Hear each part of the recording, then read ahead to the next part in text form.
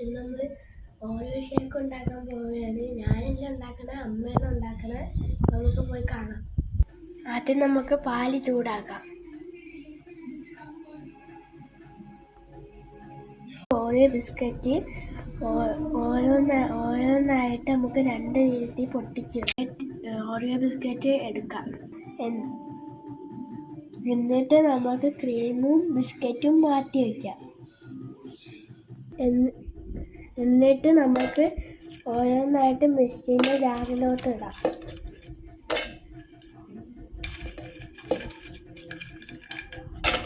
ഓറിയോൻ്റെ ക്രീമും ഓറിയോ ബിസ്ക്കറ്റും നമ്മൾ ഓരോ ജാറിലാക്കി ഇട്ടിട്ടു. എനിക്ക് പഴം അത്ര ഇഷ്ടമല്ലാത്തതുകൊണ്ട് കുറച്ച് പഴം മാത്രം ചേർക്കാം.